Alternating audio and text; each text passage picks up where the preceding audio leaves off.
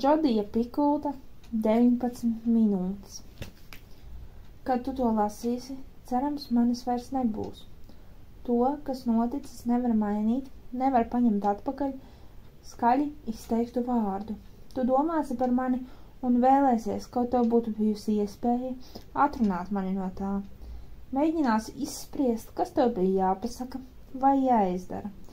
Domāju, man vajadzētu tev teikt, lai tu nevaino sevi. Tā nav tava vaina, bet tā tas īsti nav. Mēs zinām, ka es neesmu šeit, tikai savas vainas pēc. Manās bērēs tu raudāsi, tu teiksi, ka tā tam nevajadzētu būt. Tu uzvedīsies tā, kā visi no tevis sagaida.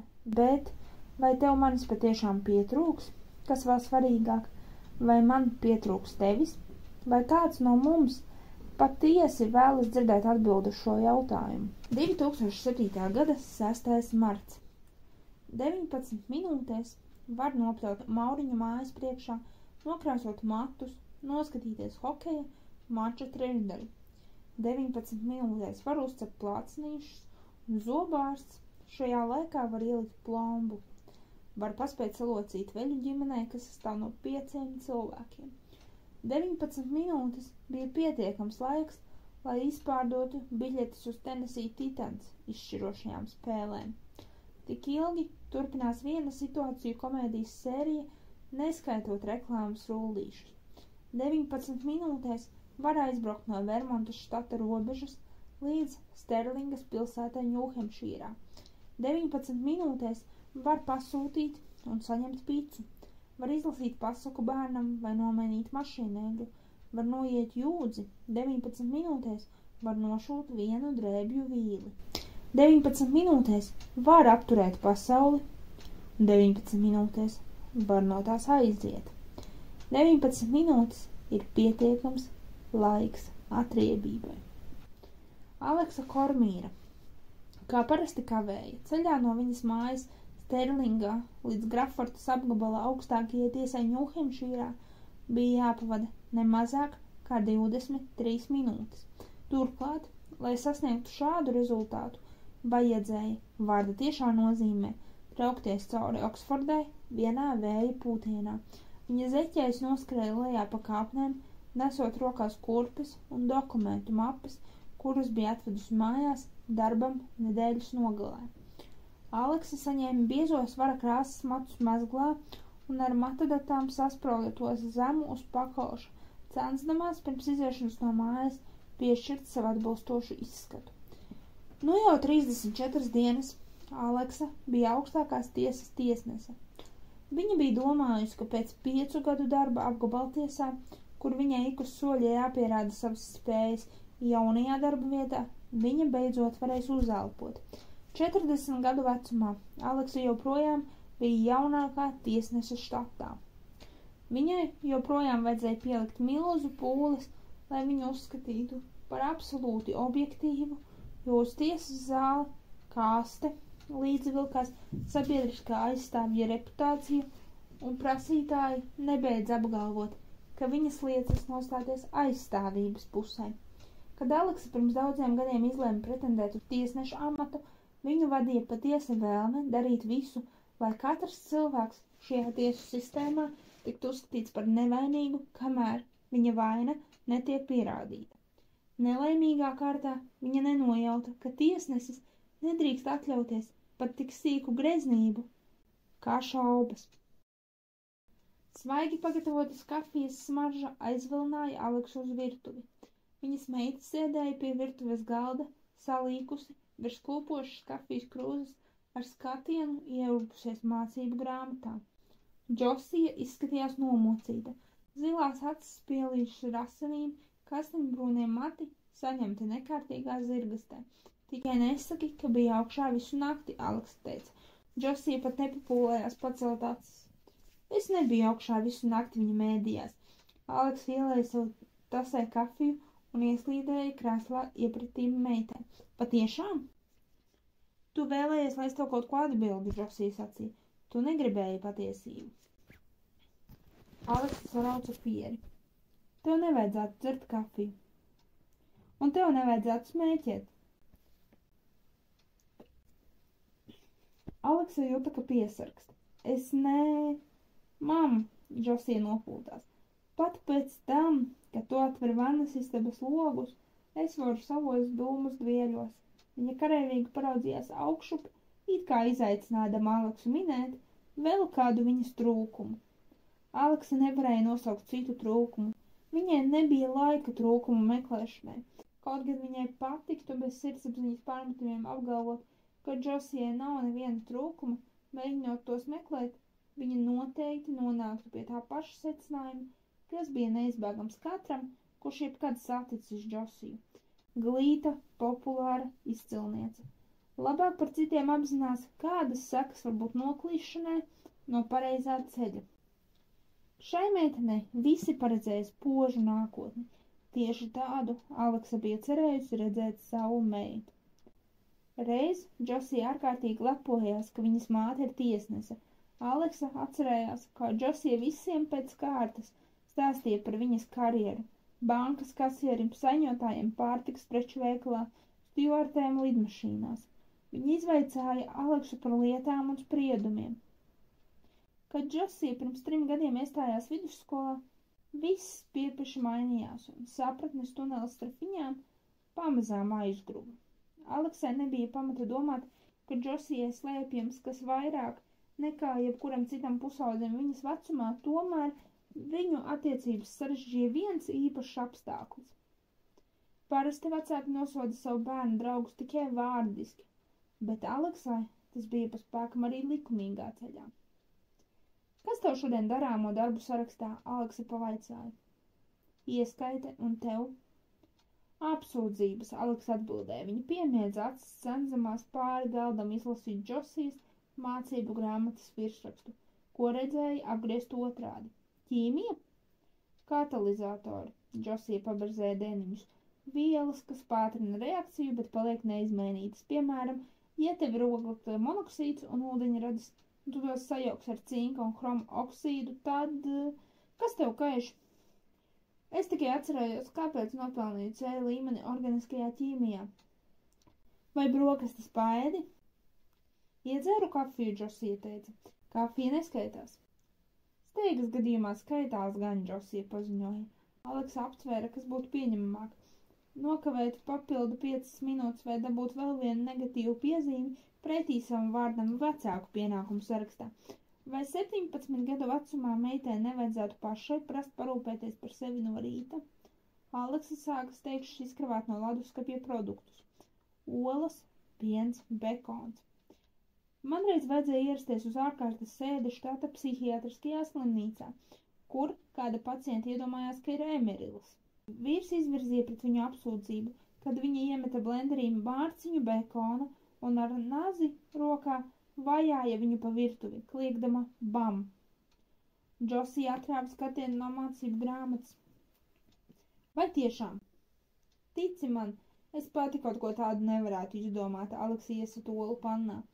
Kad painteresējos, kāpēc viņa iemetusi blenderī veselu mārciņu bekona, viņa tikai paskatījās uz mani un noteica, ka mums gluži vienkārši ir atšķirīgi uzskati par ēdiena gatavošanu. Džosija piecēlās kājās un atbalstījās pret galdu, vērodama, kā māte gatavo brokastis. Maiturību nevarētu nosaukt par Aleksas stipro pusi, viņa nemācēja pagatavot pat gaļas sautējumu.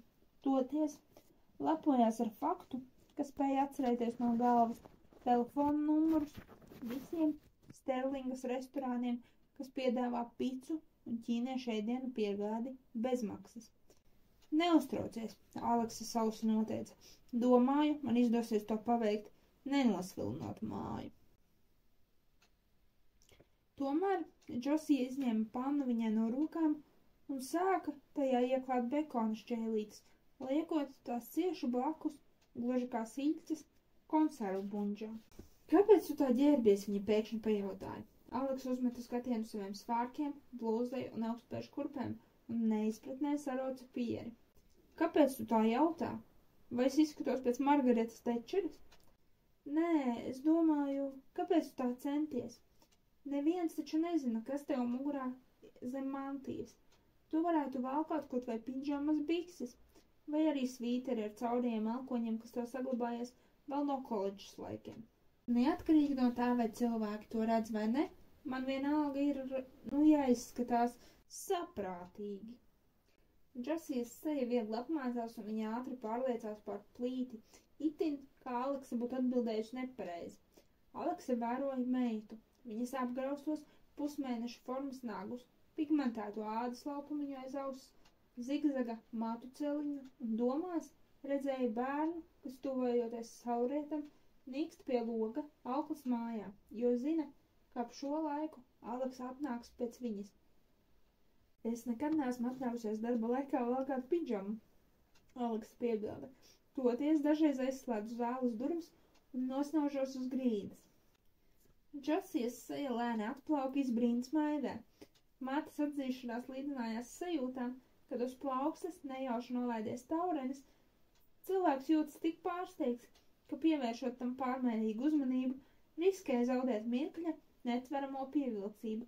Tomēr vēl jānobrauc daudzas jūdzes, jāpiespriež sods daudziem apsūdzētajiem un jāuzraksta daudzi ķīmiskie vienādojumi, tāpēc brīdī, kad Džosija izlika bekona šķelītes uz papīra un vieļa, lai noticinātu taukus, tuvības mirklis jau bija garām. Es joprojām nesaprotu, kāpēc man noteikti jāēd brokastis, ja tu to nedari, Džosija nomurmināja.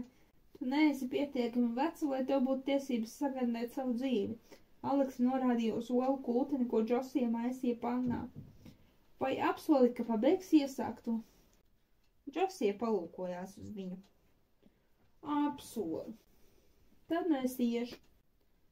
Aleksa paķēra savu kafijas tasi. Brīdī, kad mašīna izbrauc no garāžas, viņas domas jau kavējās pie sprieduma, kas jāuzraksta pēcpusdienā, pie apsūdzībām, kuras sekretārs sakrāvusi grēdā uz viņas galda, pie negaidītiem lietu pavērsieniem, kas atgadījušies starp piektdienas pēcpusdienu un šodienas rītu. Arī tās, kā draudīgas ēnas, kritīs pār viņas rakstām galdu. Aleksa bija iegrimusi pasaulē tālu aiz savas mājas sienām, kur viņas meita tieši tobrīd izmeta olu kulteni no pannas miskastē, neapēdusi nekumosi. Dažreiz Džosija iedomājās savu dzīvi kā istabu bez durvīm un logiem. Bez šaubām tā bija labi iekārtota istaba. Puse Sterlingas vidusskolēnu būtu gatavi šķirties no savas labās rokas, lai pie tādas tiktu, taču no šīs istabas nebija izējas. Tikai divas iespējas. Džosija ienīst sevi, vai arī viņu ienīst visi pārējie. Viņa pavērsa seju pret dušas strūklu. Ūdens bija tik karsts, ka atstāja sarkanas švīkas uz viņas ādas, lika aizrauties elpai un aizsvīst mannas istabas logiem. Džosija noskaitīja līdz 10, beidzot atrāvās no ūdens, lai slapja un kaila nostātos spoguļu priekšā. Sejas āda izskatījās pietūkusi un sarkana. Mati kuplās šķipsnās pielipuši pleciem. Pagriezusies sāniski, Džosija rūpīgi nopētīja savu plakano vēderu un vēl mazliet to ievilka. Viņa zināja, ko redz Mets, kad skatās uz viņu, ko redz Kortnija, Medija, Breidijs, Heilija un Drū, un vēlējās kaut arī viņa spētu to saskatīt. Ļaunuma sakne slēpās apstāklī, ka raugoties spogulī, Džosijai zuda visas ilūzijas. Viņa skaidri zināja, kas slēpjas zem mitrās ādas. Džosija saprata, kā viņai vajadzētu izskatīties un ko viņai vajadzētu darīt. Tumšie mati bija gari un taisni. Viņa valkāja tikai Abercrombie and Fitch drēbes un klausījās Dashboard Confessional and Death Cab for Cutie. Džosijai patika, ka citas meitenes skatās uz viņu skolas kafejnīcā, kad viņa tur sēž, aizņēmusies kosmētiku no Kortnijas. Viņai patika, ja skolotāja jau pirmajā dienā iegaumēja viņas vārdu. Ejot pa gaiteni, Džosijai patika just pārējo puišu skatienus, kamēr Mets soļoja līdzās, aplicis roku viņai ap vidukli.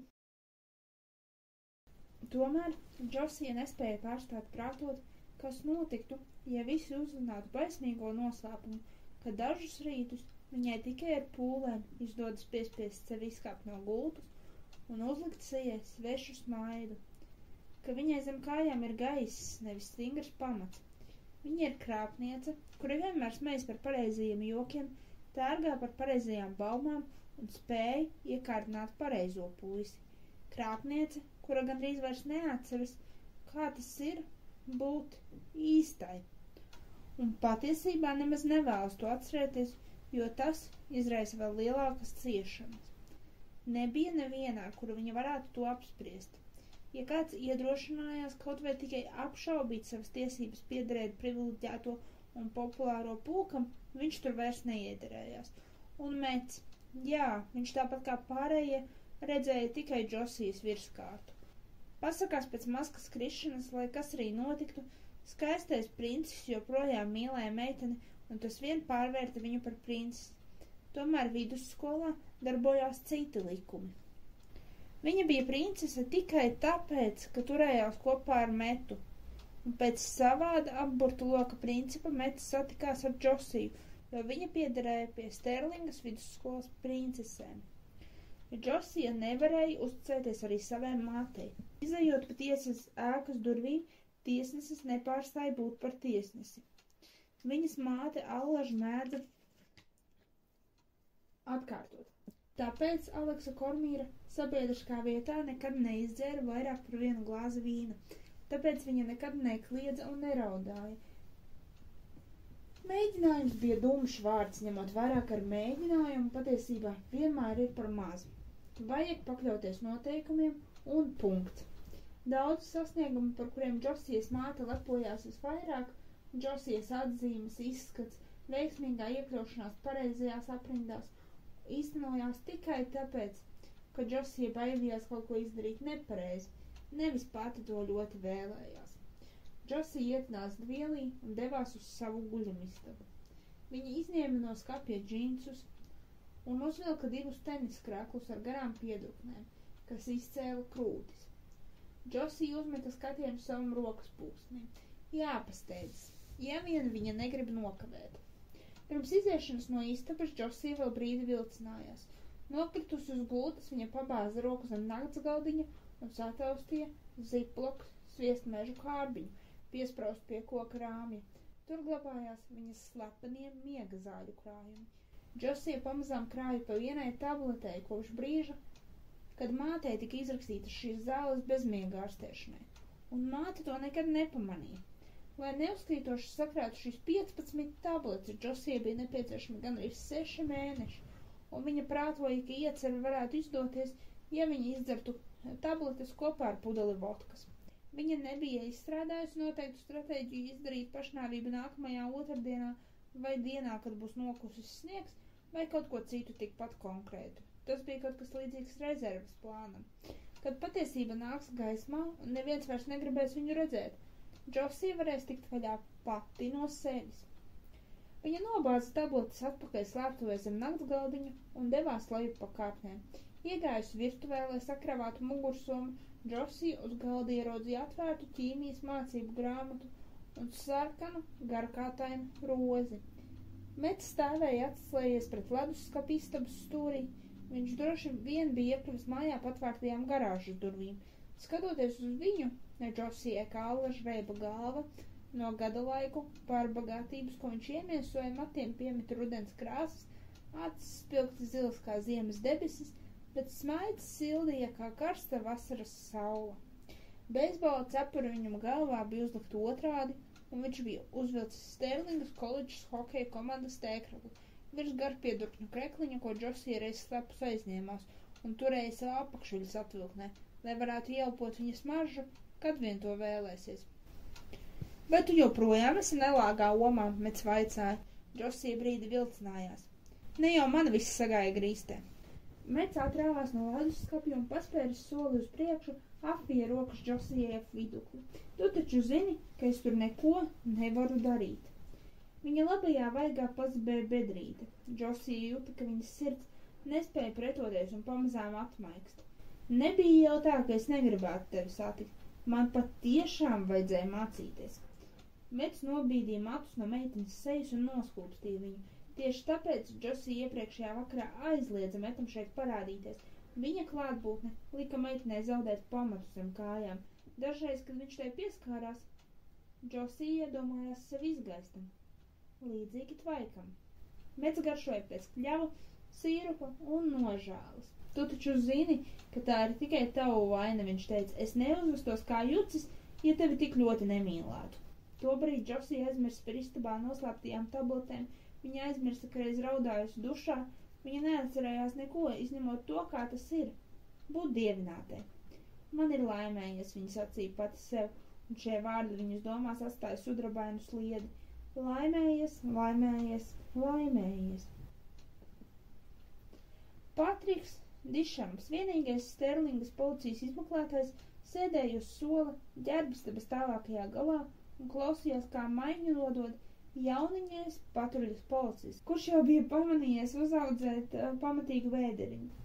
Hei, Fisher, iesaucās Edijs Odenkers, bērns būs tavai sievai vai tev? Pārējie puiši izplūda skanīgos smieklos un Patriks iežēlojās par jauniņo. Vēl ir agri, sēdīja viņš sacīja, vai tu nevari paciesties vismaz līdz brīdim, kad mēs būsim izdzēruši pa tasē kafijas. Klausos, kapteini, Edijs iesmējās, taču izskatās, ka Fišers ir paspējis notiesāt visus virtuļus. Un kas ellē ir tas? Sakojot Edijs skatienam, Patriks paraudzījās lejup uz savām kājām. Parasti viņš nepārķērbās kopā ar patruļas policistiem, bet šorīt iecirknī ieradās skriešus, nevis atbrauc ar mašīnu. Cerēdams kompensēt nedēļas nogalas sātīgās maltītes. Viņš pavadīja sestdienu un svētdienu menā kopā ar meiteni, kurai pašlaik pilnībā piederēja viņa sirds, ar savu 5,5 gadus veco krustmeitu Taru Frostu. Viņas māte Nīna bija Patrika senākā draudzene, un turklāt vēl mīlestība, no kuras viņš iespējams nekad nespējas atvesaļoties. Kaut likās, ka Nīna tīri labi iztiek, arī bez viņa. Brīvdienu laikā Patriks bija tīši zaudējis 10,000 Candyland spēlēs, neskaitāmas reizes vizinājis krustmeitu kukaragās un neapdomīgi pieļāvis šaušalīgu kļūdu. Ļāvis Tarai nokrāsot viņa kāju pirkstu nagus spilgti rozā krāsā, un pēc tam aizmirsus noņemt laku. Patriks uzmeta skatienu savām pēdām un savilka pirkstu šķokurā. Skuķiem tas trākoti patīk, viņš atbildēja viegli esmukušā balsī, kamēr pārējie 7 vīri ģērbtuvē centās apspiest ķiķināšanu, jo nebūtu labi apsmiet priekšnieku. Patriks ātri uzrāva kājās zeķus un mokasīnus, joprojām turēdams rokā savu kaklasaiti. 1 viņš sāka skaitīt, 2, 3. Sapratuši mājienu, smējēji izbrāzās no ģērbtuves un sekoja viņam gaitenī. Ticis savā kabinetā, Patriks aizvēra durvis un pētoši palūkojās uz sevi, mazajā spogulītī aizdurvē. Melnie mati pēc dušas vēl bija mitri, seja piesarkusi pēc skrējiena. Apmetis kaklasaiti ap kaklu, viņš izveidoja cilpu, sasēja to mazglā un beidzot apsēdās pie rakstām galda. Nedēļas nogalē viņam bija atsūtītas 72 elektroniskā pasta vēstules. Ja to skaits pārsniedza 50, parasti tas nozīmēja, ka viņš visu nedēļu netiks mājās agrāk par 8 vakarā. Patriks ķērās pie vēstuļu šķirošanas, un vēlnišķīgais darāmo darbu saraksts strauji papildinājās. Izskatījās, ka tas nekad nesaruks, lai cik smagi viņš strādātu. Šodien Patrikam vajadzēja aizvest narkotikas uz štata laboratoriju, kas nebija svarīgs pienākums, tomēr laupīs viņam 4 stundas vērtīgā darba laika. Viena izvarošanas lieta tuvojās atrisinājuma. Vainīgais jau pazīts koledžas gada grāmatā. Viņa liecības jau ierakstītas un gatavas nosūtīšanai galvenajam prokuratoram. Patrikam bija izdevies atrast mobīlo telefonu, ko kāds bezpajumtnieks bija nozadzis cietušā mašīnā. No laboratorijas bija atsūtīti asins analīžu rezultāti, kas ļāva identificēt noziedznieku, kurš ielauzies juvelieru veikalā. Vēl viņam vajadzēja piedalīties augstākās tiesas noslēdzošajā sēdē, turklāt šodien uz viņa galda gulēja jauna lieta par kabatas portfeļu zādzībām, bet arī tajā bija atklājies pavadiens, kam Patriks varētu sakot, jo nozagtās kredītkartes tikušas izmantotas. Būdams policijas izmeklētais mazā pilsētiņā, Patriks nedrīkstēja atslābt ne mirkli. Pretēji viņam zināmajiem policistiem lielākot pilsētu iecirkņos, kuriem atvēlētās 24 stundas lietas atrašanāšanai, pirms to atzīst par augstu, Patriks ķērās klāt visam, kas nonāca uz viņa rakstām galda, bez iespējas izvēlēties interesantākos gadījumus. Nebija viegli aizrauties ar nederīgu čeku lietu, vai zādzību, kas vainīgajiem izmaksās ne vairāk kā $200 soda naudas, kamēr nodokļu maksātājiem jāšķiras no 5 reizes lielākas summas, lai apmaksātu Patrika nedēļas darbu. Tomēr nomācošās domas par to, ka izmeklējumās lietas nevar nosaukt par sevišķi svarīgām, parasti pagaisa bez pēdām, kad viņš tikās aci pret aci ar cietušajiem. Histēriska māte, kurai nozagts maks, juvelieru ģimenes uzņēmuma īpašnieki, kuriem laupītāji lieguši iztiku pensijas gados, nervozs profesors, kuram nozagti personas dokumenti. Patriks zināja, tiklīdz kāds pie viņa ierodas ar savu bēdu, starp viņiem nostājas cerība. Ja Patriks neiesaistīsies ar visu sirdi, neapdos no sevis 100%, cietušais uz visiem laikiem paliks par cietušo. Tieši tāpēc, pēc darba gaita uzsākšanas Sterlingas policijā, Patrikam neviena lieta nebija palikusi neatrisināta.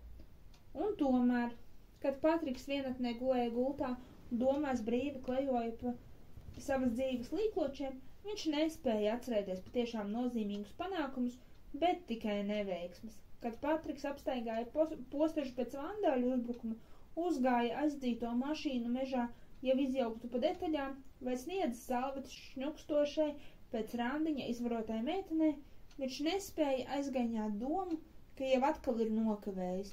Viņš bija detektīvs. Tomēr viņam nebija pa spēkam novērst ļaundarību. Tā pārsteidza viņu nesagatavotu. Viņš vienmēr nāca par vēlu. Tā bija pirmā siltā marta diena, kad patiešām varēja noticēt, ka sniegs drīz izkusīs un jūnijas ir tepat rokas stiepiena attālumā.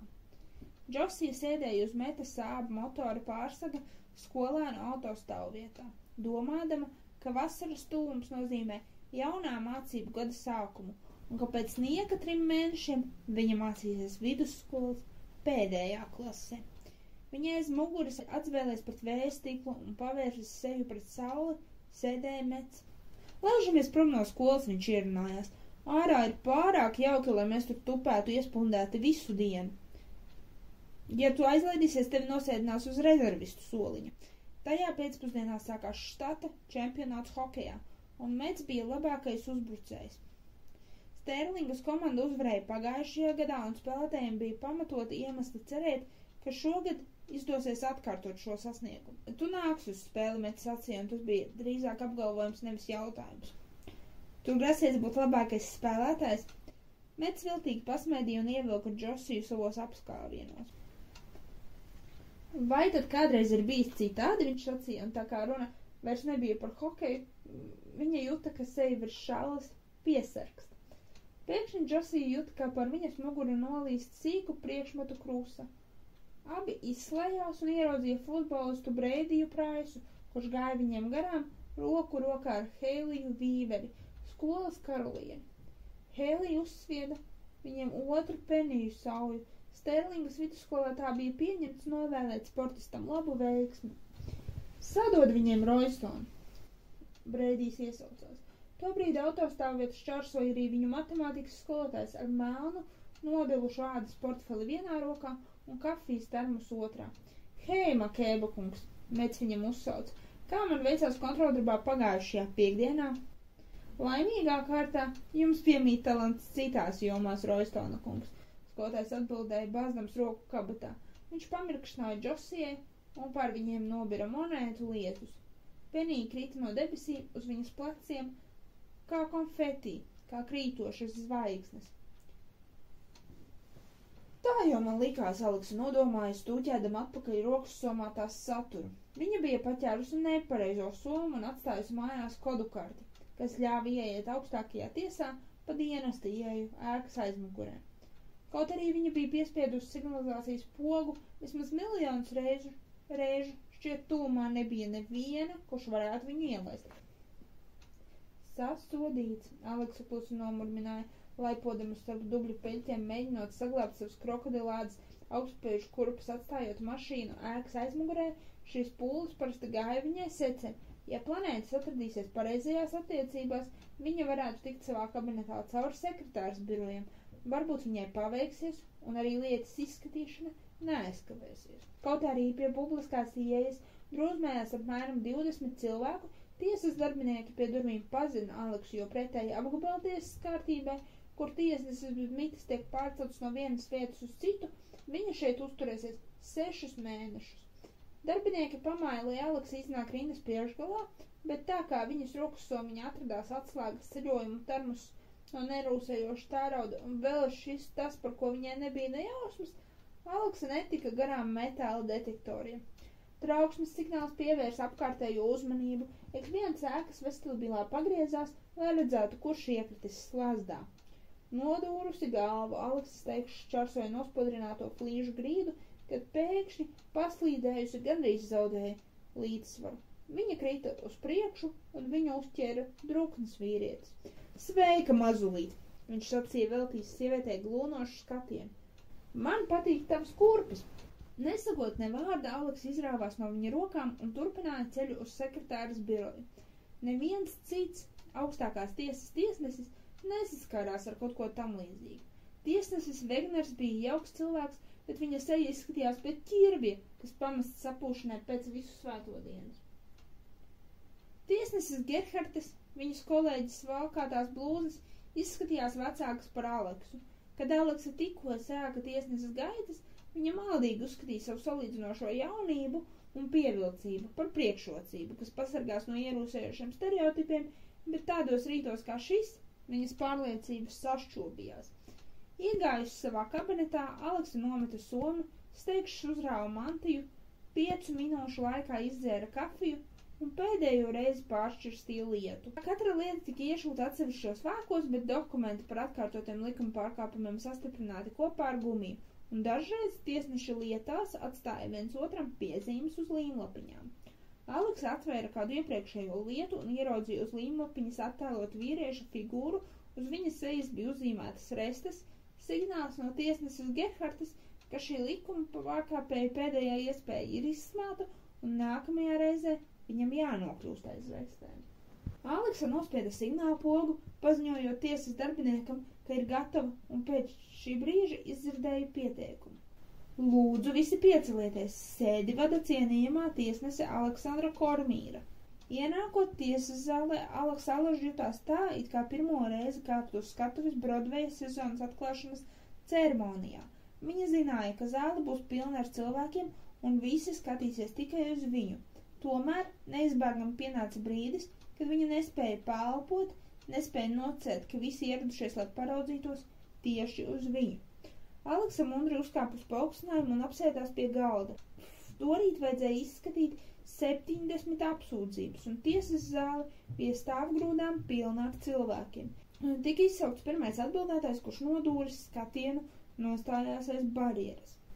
Orailija kungs, Aleksa viņu uzrunāja, un, kad apsūdzētais pacēla skatienu, viņa pazina vīrieti, ar kur bija sadūrusies vestibilā. Viņš, acīm redzot, jutās neērti, sapratis, ka tiesnes ir viņa neveiksmīgā flirta objekts. Jūs esat tas džentelmenis, kurš man šorīt palīdzēja, vai ne? Viņš norija siekalas. Jā, jūsu godība. Ja jūs būtu zinājis, ka es esmu tiesnese, Orailija kungs, vai arī tad jūs būtu teicis, sveika mazulīt, man patīk tavs kurpes? Apsūdzētais nodūra acis, apsvārdams, vai viņam vajadzētu atklāt patiesību. Domāju, gan jūsu godība, viņš beidzot atbildēja. Tas ir lielisks kurpes. Tiesas zālē iestājās kapa klusums, gaidot viņas reakciju. Aleksa plati pasmaidīja. Orailija kungs, viņa teica, tur no es jums pilnībā piekrītu. Lēsija Hautona pārliecās pāri gultas margām un pieliecās tuvāk šņukstošās pacientes sejai. Tu to vari, viņa noteica stingrā balsī. Tu to vari un tu to izdarīsi. Dzemdības ilga jau 16 stundas, un visi bija pārguruši. Gan Lēsija, gan pacienti un tūkošais tēvs, kurš pamazām nāca pie atziņas, ka pat laban ir lieks un sievai daudz vairāk nepieciešama vecmātes klātbūtne. Es gribu, lai tu aizēji Džanīnai aiz muguras, Lēsija vērsās pie viņa un apsklāja viņu no aizmuguras. Džanīna, tagad es gribu, lai tu skaties uz mani un vēlreiz pacenties spiest no visa spēka. Sieviete sakoda zobus un spieda, atdodama visus savus spēkus, lai laistu pasaulē jaunu dzīvību.